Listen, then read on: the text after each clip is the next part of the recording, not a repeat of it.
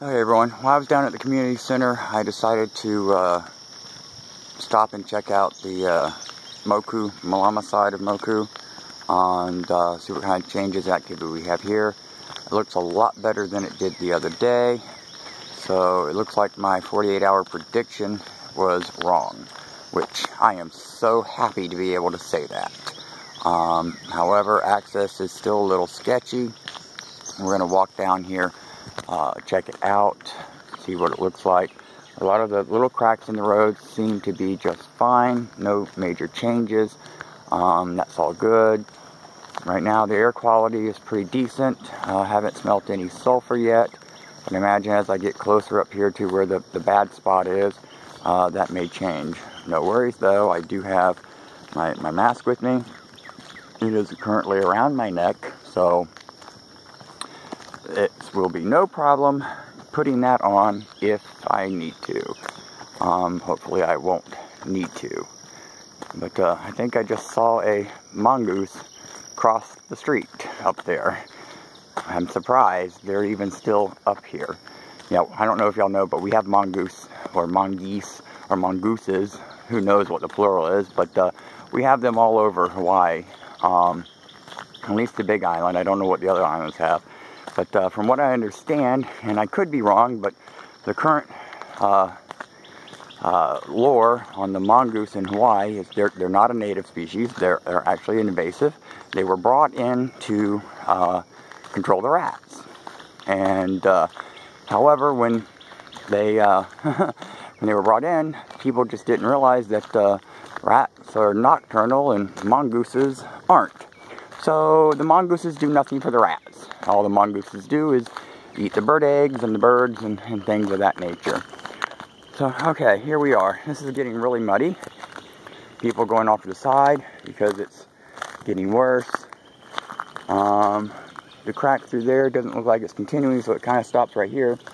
But y'all should recognize this one, the one with the piece of hole in it.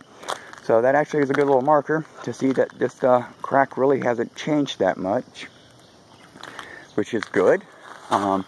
However, up here though, it does look like it's been changing.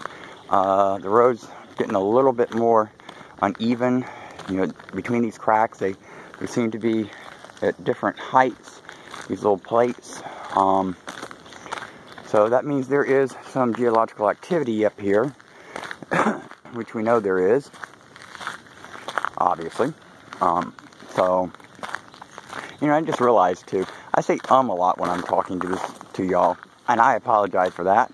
It's just kind of difficult sometimes to think of what to say because I'm so busy looking around and watching everything because I don't trust anything around here. We don't want to get complacent.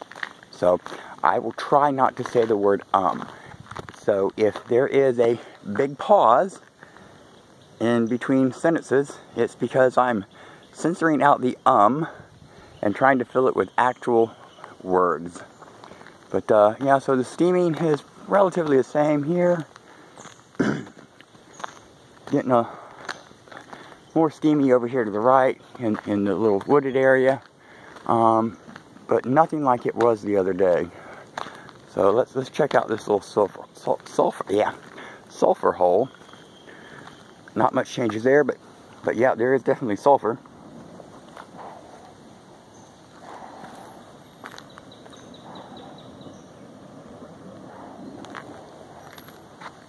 So, that is kind of sulfury. Okay, that's better. We got another car coming through. They went in, I guess now they're coming back out. So yeah, it's amazing. Just amazing. Don't want to get them on film. Trying to be nice, but it looks like they got me on camera. That's okay. I just want to get this crack and then I want to get out of here because sulfur smell is a little stronger. But it's not super strong, but it can definitely be smelled. Oh, there's a rainbow eucalyptus, people. They are so beautiful. And unfortunately, this one's probably not going to survive. It's already lost all its leaves. And still got steam activity coming out of that little mound right there. So we're almost up here to the top of this crack, the big crack where the car was stuck. We got steam coming out of this crack, which has done that periodically. But I am seeing a lot of new areas that have steam coming out of them, and a little bit of sulfur. But yeah, this seems to be getting a little bit worse. Oh my goodness. Yep. And the crack is going off to the side, but I guess with all the traffic going through, it keeps packing more mud down into there. But it hasn't changed a whole lot. A little bit. I'd say maybe a 2% change from the last time I was down here. And that was me getting a notification on my phone, but it'll have to wait. So anyways, let's go and head back down. Got the images and the updated information that I wanted. So we don't want to stay here any longer. Because even though we just got a little steam, it could pick up very quickly without warning. But, you know, so we got steam really coming out of, you know, places that you really wouldn't think it would be coming out of, but you know, it seems to be doing that. Like right here, little bit of steam coming out of that hole. I don't know how well you can see it on the camera or not, but boy, there goes another mongoose. I don't know if I caught it, but yeah, all these little lava mounds that, you know, have been here for a long time, you know, they're full of cracks and crevices, and so these gases can get up through those cracks and crevices pretty easily, which, you know, technically isn't a bad thing, because yes, we do want the gases to escape the magma flow underground, because that helps lower the pressure. You know, it's like a pressure cooker. You know, you put the lid on, you seal it up, you turn the heat on, pressure builds, you know, and if you don't put that lid on just right, it's going to blow its top. So, same kind of concept here, is we get the magma underground, and it's not the magma itself that causes all the pressure, but all the dissolved gases and stuff. I mean, the magma does create pressure as well, you know, based on volume, but it is really more like a pressure cooker. It's all the gas and steam builds up in those channels with it, you know, and they've got to come up somewhere, and, you know, it's just amazing. I mean, it's literally almost dumbfounding for me. I mean, it's stupefying. It's awe-inspiring. It's magnificent. It's tragic. Yeah. Well, you know, here we go again with the words. We still got a lot of good words people are coming up with.